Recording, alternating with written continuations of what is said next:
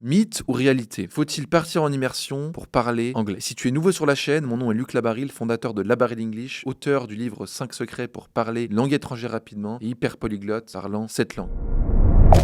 Ready, set, speak with Labaril English.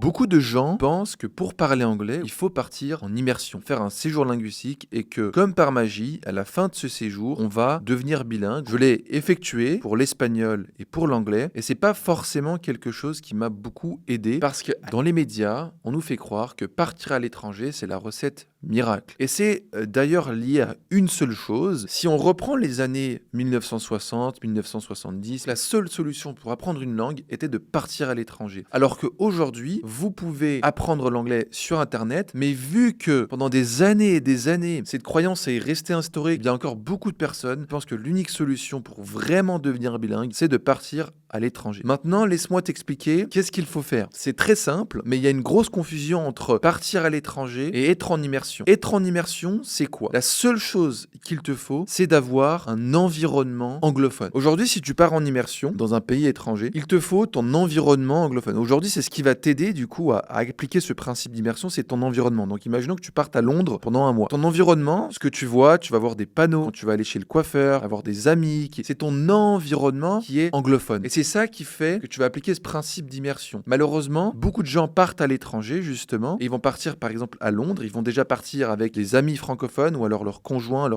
ils vont aller peut-être chez un coiffeur qui ne parle même pas anglais, ils vont lire des livres en français, ils vont continuer à être dans cet environnement francophone. Et le problème avec ça, c'est que tu as beau être à Londres, aux USA ou peu importe où, eh bien tu ne vas pas forcément utiliser la langue au quotidien. D'où le principe d'environnement que tu peux faire en ligne. Ce que tu dois faire pour appliquer ce principe d'immersion depuis chez toi, c'est de te créer un environnement anglophone où l'anglais fait partie de ta vie. Imaginons que tu écris quelque chose dans ton agenda. Eh bien, au lieu de l'écrire en français, tu vas l'écrire en anglais. Tout ce que tu lis, tu le changes et tu le fais en anglais. Au lieu de regarder la télé en français, tu regardes en anglais. Tout ce que tu fais doit être dans la langue. Et c'est ça le principe d'immersion. J'avais mon grand-père avec qui je parlais néerlandais. On s'appelait par téléphone. Alors évidemment, c'était pendant la période Covid, donc il y avait moins de chances de sortir et de pratiquer. Mais j'avais plus d'occasions d'apprentissage et de pratique lorsque je parlais avec mon grand-père en ligne que dans le monde réel, entre guillemets, dans la vraie vie. Parce que les seuls moments où je pratiquais réellement mon néerlandais, quand j'allais à la boulangerie ou quand je passais chez le coiffeur. Aujourd'hui, le plus important, c'est pas de partir dans le pays ou de le pratiquer en ligne ou peu importe. Le plus important, c'est de te créer un environnement. C'est la chose la plus importante. Tu te crées un environnement et avec cet environnement, ça va te permettre de